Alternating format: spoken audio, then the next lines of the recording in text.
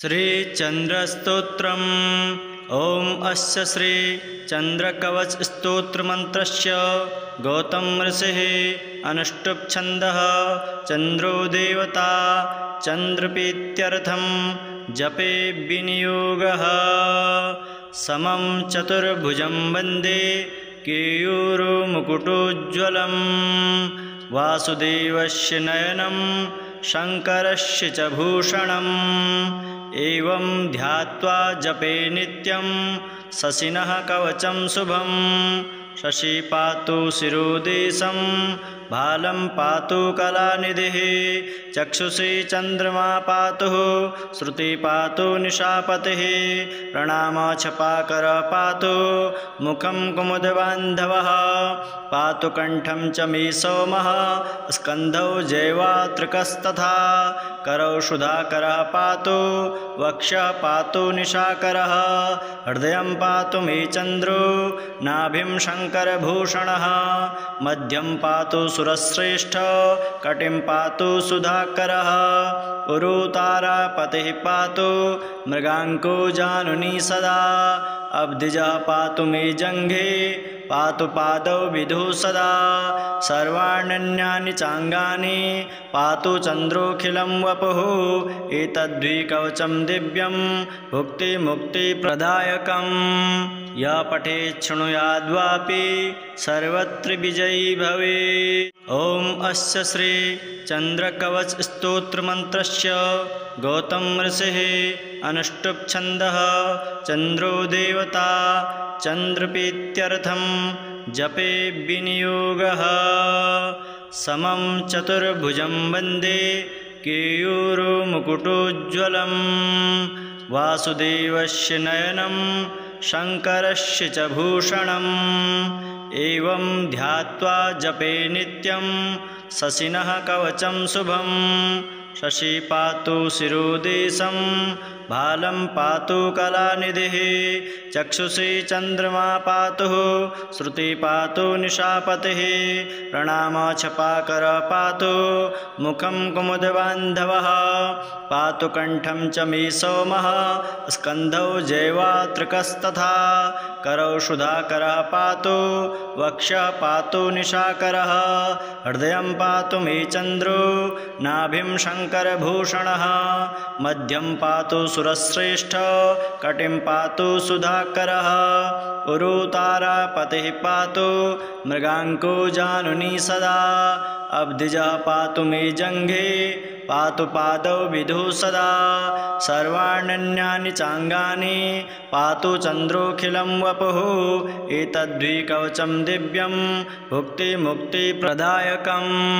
यः पठेत् शृणुयाद्वापि सर्वत्र विजयी भवेत्। ॐ अस्य श्री चन्द्रकवच स्तोत्रमन्त्रस्य गौतम ऋषिः अनुष्टुप् छन्दः चन्द्रो देवता चन्द्रप्रीत्यर्थं जपे विनियोगः। समं चतुर्भुजं वन्दे केयूरमुकुटोज्ज्वलं वासुदेवस्य नयनं शङ्करस्य च भूषणम्। एवं ध्यात्वा जपे नित्यं शशिनः कवचं शुभं। शशि पातु शिरोदेशं भालं पातु कलानिधिः। चक्षुषी चन्द्रमा पातु श्रुति पातु निशापतिः। प्रणामछपाकर पातु मुखं कुमुदबान्धवः। पातु कण्ठं च मे सोमः स्कन्धौ जैवातृकस्तथा। करौ सुधाकरः पातु वक्षः पातु निशाकरः। हृदयं पातु मे चन्द्रो नाभिं शङ्करभूषणः। मध्यं पातु सुरश्रेष्ठः कटिं पातु सुधाकरः। उरुतारापतिः पातु मृगाङ्को जानुनी सदा। अब्धिजः पातु मे जङ्घे पातु पादौ विधौ सदा। सर्वाण्यन्यानि चाङ्गानि पातु चन्द्रोऽखिलं वपुः। एतद्विकवचं दिव्यं भुक्तिमुक्तिप्रदायकम्।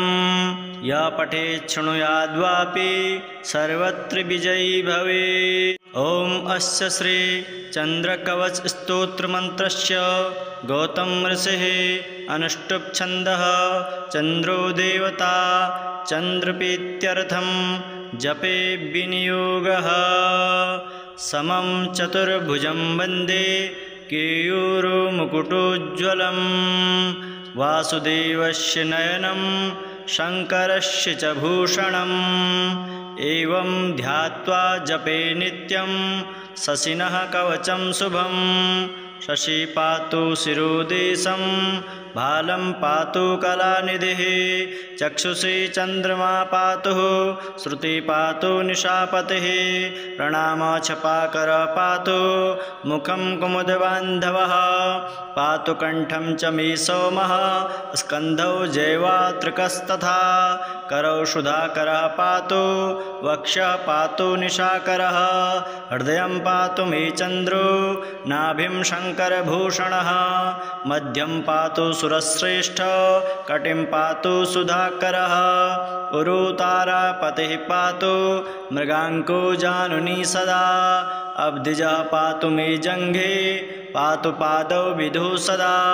सर्वाण्यन्यानि चाङ्गानि पातु चन्द्रोऽखिलं वपुः एतद्विकवचं दिव्यं भुक्तिमुक्तिप्रदायकम् यः पठेत् शृणुयाद्वापि सर्वत्र विजयी भवेत्। ॐ अस्य श्री चन्द्रकवच स्तोत्रमन्त्रस्य गौतम ऋषिः अनुष्टुप् छन्दः चन्द्रो देवता चन्द्रप्रीत्यर्थं जपे विनियोगः समं चतुर्भुजं वन्दे केयूरमुकुटोज्ज्वलं वासुदेवस्य नयनं शङ्करस्य च भूषणम् एवं ध्यात्वा जपे नित्यं शशिनः कवचं शुभं शशि पातु शिरोदेशं भालं पातु कलानिधिः चक्षुषी चन्द्रमा पातु श्रुति पातु निशापतिः प्रणामछपाकर पातु मुखं कुमुदबान्धवः पातु कण्ठं च मे सोमः स्कन्धौ जैवातृकस्तथा करौ सुधाकरः पातु वक्षः पातु निशाकरः हृदयं पातु मे चन्द्रो नाभिं शङ्करभूषणः मध्यं पातु सुरश्रेष्ठ कटिं पातु सुधाकरः उरुतारापतिः पातु मृगाङ्को जानुनी सदा अब्धिजः पातु मे जङ्घे पातु पादौ विधौ सदा सर्वाण्यन्यानि चाङ्गानि पातु चन्द्रोऽखिलं वपुः एतद्विकवचं दिव्यं भुक्तिमुक्तिप्रदायकम् यः पठेत् शृणुयाद्वापि सर्वत्र विजयी भवेत्। ॐ अस्य श्री चन्द्रकवच स्तोत्रमन्त्रस्य गौतम ऋषिः अनुष्टुप् छन्दः चन्द्रो देवता चन्द्रप्रीत्यर्थं जपे विनियोगः समं चतुर्भुजं वन्दे केयूरमुकुटोज्ज्वलं वासुदेवस्य नयनं शङ्करस्य च भूषणम् एवं ध्यात्वा जपे नित्यं शशिनः कवचं शुभं शशि पातु शिरोदेशं भालं पातु कलानिधिः चक्षुषी चन्द्रमा पातु श्रुति पातु निशापतिः प्रणामछपाकर पातु मुखं कुमुदबान्धवः पातु कण्ठं च मे सोमः स्कन्धौ जैवातृकस्तथा करौ सुधाकरः पातु वक्षः पातु निशाकरः हृदयं पातु मे चन्द्रो नाभिं शङ्करभूषणः मध्यं पातु सुरश्रेष्ठ कटिं पातु सुधाकरः उरुतारापतिः पातु मृगाङ्को जानुनी सदा अब्धिजः पातु मे जङ्घे पातु पादौ विधौ सदा सर्वाण्यन्यानि चाङ्गानि पातु चन्द्रोऽखिलं वपुः एतद्विकवचं दिव्यं भुक्तिमुक्तिप्रदायकम् यः पठेत् शृणुयाद्वापि सर्वत्र विजयी भवेत्। ॐ अस्य श्री चन्द्रकवच स्तोत्रमन्त्रस्य गौतम ऋषिः अनुष्टुप् छन्दः चन्द्रो देवता देवता चन्द्रप्रीत्यर्थं जपे विनियोगः समं चतुर्भुजं वन्दे केयूरमुकुटोज्ज्वलं वासुदेवस्य नयनं शङ्करस्य च भूषणम् एवं ध्यात्वा जपे नित्यं शशिनः कवचं शुभं शशि पातु शिरोदेशं भालं पातु कलानिधिः चक्षुषी चन्द्रमा पातु श्रुति पातु निशापतिः प्रणामछपाकर पातु मुखं कुमुदबान्धवः पातु कण्ठं च मे सोमः स्कन्धौ जैवातृकस्तथा करौ सुधाकरः पातु वक्षः पातु निशाकरः हृदयं पातु मे चन्द्रो नाभिं शङ्करभूषणः मध्यं पातु सुरश्रेष्ठ कटिं पातु सुधाकरः उरुतारापतिः पातु मृगाङ्को जानुनी सदा अब्धिजः पातु मे जङ्घे पातु पादौ विधौ सदा सर्वाण्यन्यानि चाङ्गानि पातु चन्द्रोऽखिलं वपुः एतद्विकवचं दिव्यं भुक्तिमुक्तिप्रदायकं यः पठेत् शृणुयाद्वापि सर्वत्र विजयी भवेत्। ॐ अस्य श्री चन्द्रकवच स्तोत्रमन्त्रस्य गौतम ऋषिः अनुष्टुप् छन्दः चन्द्रो देवता चन्द्रप्रीत्यर्थं जपे विनियोगः समं चतुर्भुजं वन्दे केयूरमुकुटोज्ज्वलं वासुदेवस्य नयनं शङ्करस्य च भूषणम् एवं ध्यात्वा जपे नित्यं शशिनः कवचं शुभं शशि पातु शिरोदेशं भालं पातु कलानिधिः चक्षुषी चन्द्रमा पातु श्रुति पातु निशापतिः प्रणामछपाकर पातु मुखं कुमुदबान्धवः पातु कण्ठं च मे सोमः स्कन्धौ जैवातृकस्तथा करौ सुधाकरः पातु वक्षः पातु निशाकरः हृदयं पातु मे चन्द्रो नाभिं शङ्करभूषणः मध्यं पातु सुरश्रेष्ठ कटिं पातु सुधाकरः उरुतारापतिः पातु मृगाङ्को जानुनी सदा अब्धिजः पातु मे जङ्घे पातु पादौ विधौ सदा सर्वाण्यन्यानि चाङ्गानि पातु चन्द्रोऽखिलं वपुः एतद्विकवचं दिव्यं भुक्तिमुक्तिप्रदायकं यः पठेत् शृणुयाद्वापि सर्वत्र विजयी भवेत्। ॐ अस्य श्री चन्द्रकवच स्तोत्रमन्त्रस्य गौतम ऋषिः अनुष्टुप् छन्दः चन्द्रो देवता चन्द्रप्रीत्यर्थं जपे विनियोगः समं चतुर्भुजं वन्दे केयूरमुकुटोज्ज्वलं वासुदेवस्य नयनं शङ्करस्य च भूषणम् एवं ध्यात्वा जपे नित्यं शशिनः कवचं शुभं शशि पातु शिरोदेशं भालं पातु कलानिधिः चक्षुषी चन्द्रमा पातु श्रुति पातु निशापतिः प्रणामछपाकर पातु मुखं कुमुदबान्धवः पातु कण्ठं च मे सोमः स्कन्धौ जैवातृकस्तथा करौ सुधाकरः पातु वक्षः पातु निशाकरः हृदयं पातु मे चन्द्रो नाभिं शङ्करभूषणः मध्यं पातु सुरश्रेष्ठ कटिं पातु सुधाकरः उरुतारापतिः पातु मृगाङ्को जानुनी सदा अब्धिजः पातु मे जङ्घे पातु पादौ विधौ सदा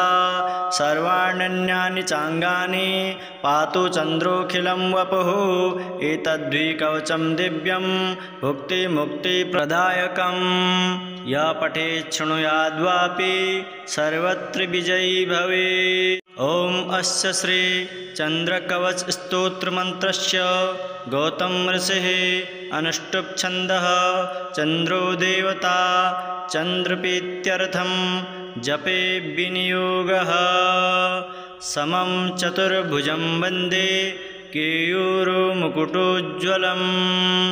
वासुदेवस्य नयनं शङ्करस्य च भूषणम् एवं ध्यात्वा जपे नित्यं शशिनः कवचं शुभं शशि पातु शिरोदेशं भालं पातु कलानिधिः चक्षुषी चन्द्रमा पातु श्रुति पातु निशापतिः प्रणामछपाकर पातु मुखं कुमुदबान्धवः पातु कण्ठं च मे सोमः स्कन्धौ जैवातृकस्तथा करौ सुधाकरः पातु वक्षः पातु निशाकरः हृदयं पातु मे चन्द्रो नाभिं शङ्करभूषणः मध्यं पातु सुरश्रेष्ठ कटिं पातु सुधाकरः उरुतारापतिः पातु मृगाङ्को जानुनी सदा अब्धिजः पातु मे जङ्घे पातु पादौ विधौ सदा